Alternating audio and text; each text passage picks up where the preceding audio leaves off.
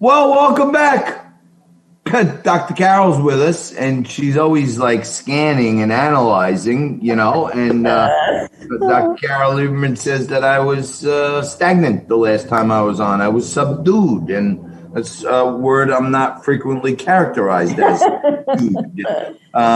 I didn't say stagnant. I just said subdued. Dr. Carole Lieberman joins us right now. She is America's psychiatrist. And Doc, give us your insights on what you're seeing and what your eyes are seeing and what the brain is thinking on this Derek Chauvin trial. They're trying to show the prosecution that this was excessive force. I think the defense has been doing very good in creating this narrative that there's another angle, that it wasn't excessive force, and little bits and pieces are coming out that I think the defense is winning in the prosecution's case right now, me personally. Yes, I agree. It's very interesting. Today, of course, we had this pulmonologist on, and he was sort of a big contrast to the ER doctor who was on before, who was very casual and didn't really seem very impressive in terms of his knowledge. But the pulmonologist, on the other hand, was very impressive as far as his knowledge.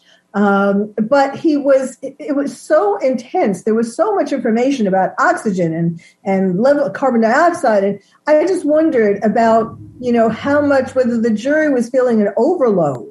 But the gist of it is that the prosecutor is trying to say that it was the knee, it was the pressure, not just the knee, but it was the pressure on George Floyd. It was the cops, one way or the other, on George Floyd that caused his death. And that caused, they both seem to agree that it was the oxygen, the lack of oxygen, the asphyxia. Even the ER doctor, he said about asphyxia, lack of oxygen, that caused his death. But the question is, what caused the lack of oxygen or the asphyxia? And so today the pulmonologist was saying that it wasn't the police.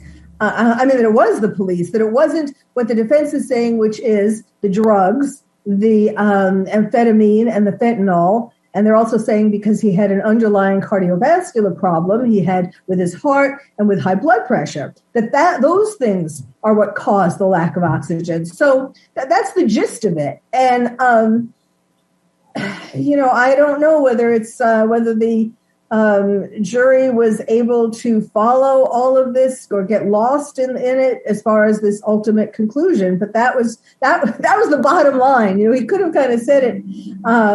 He was trying to answer in very scientific terms what the defense was trying to say. But it did kind of, it was hard to take in. There was so much of it. So let me ask you this. The weird thing is, and, what's going through a juror's mind?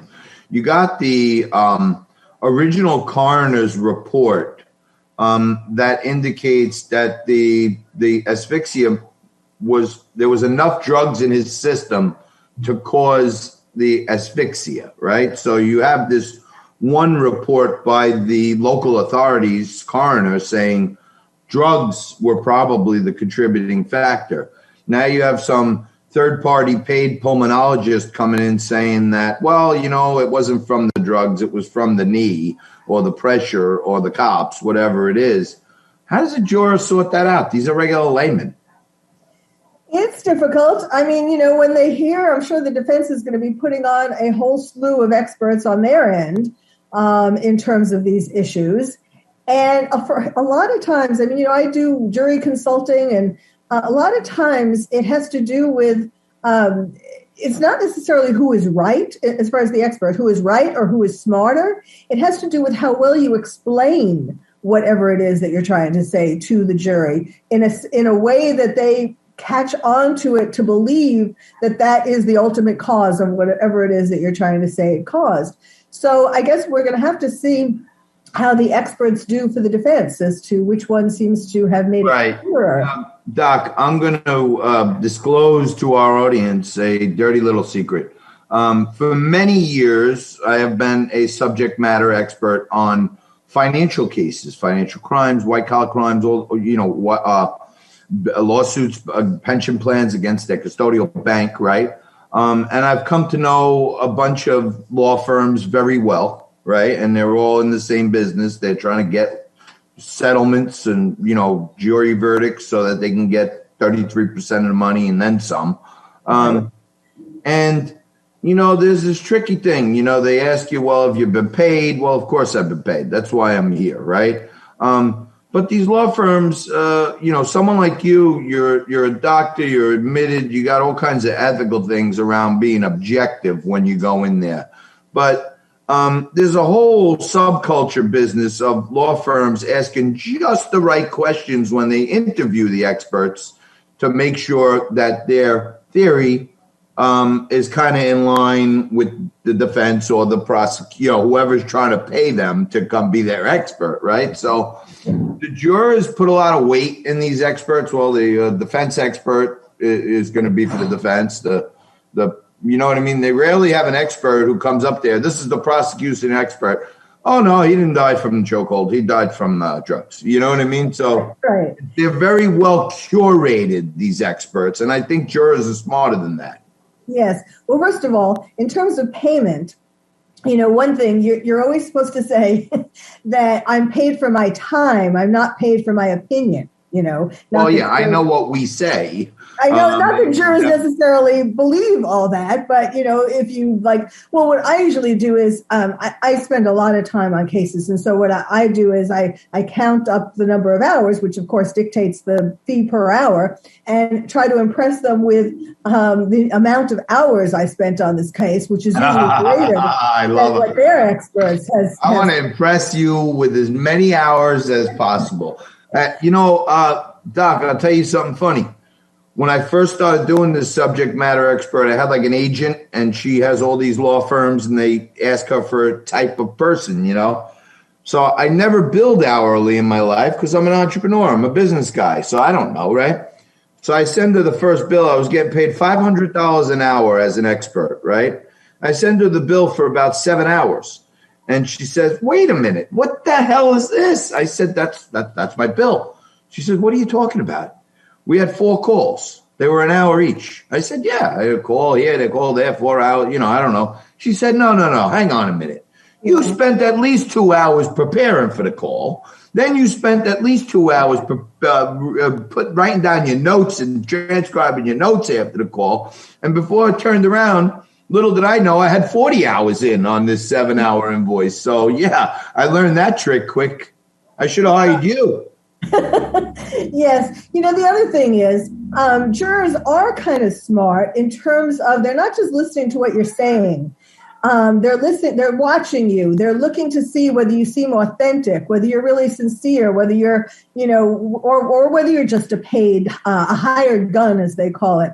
And, when I do it, I go to the person, I'm looking at the person psychologically, psychiatrically, and I go back to the person's childhood. I don't just talk about whatever the issue is, whether it's sexual harassment or a car accident or a criminal case. I go back all the way to their childhood. And so I'm able to explain to the jury a story, which is, how this person got from their childhood to, to where we are today, why we're here today. And that allows them to understand things. And that's kind of what I was talking about in comparison to, I know pulmonology, it's hard to make a story, but still you're trying to get the jurors to follow along and understand what you're trying to tell them. Well, yeah, I get that. And sometimes, I've found, I always did subject matter work that were on non-trial cases, right? Like I was a non-testifying subject matter expert at all times because I'm in the financial world. I don't want to be on the record under oath. And, some of my future clients might be like, wait, you went against my, what I mean? They don't usually go into the pretrial. But one thing I tell a lot of businessmen, a lot of entrepreneurs, people that ask me for coaching or mentoring is that what you were talking about. Nonverbal communication is something that you really have to learn to get. Your words kind of sound like Charlie Brown's school teacher sometimes, but they're watching your nonverbals. And I think it would behoove anyone, whether you want to be an expert or a great business person, to learn how to use simple techniques for nonverbal communication, because that's, I think, what the mind's eye catches more than the words. Yes, because those actually reflect your authenticity more than what you're trying to say. Yeah, no, without question. And I learned that nonverbal communication in my acting classes when I was in fifth grade from my mom, and they used to make us go and do charades and things, you know. Yes. It carried my whole life with me, but it would take me a lifetime to get Dr. Carole in my brain and start fixing things, but she's the best in the business, America's psychiatrist. Dr. Carole Lieberman, always here for us. Thank you, Doc. We'll see you soon. Thank you.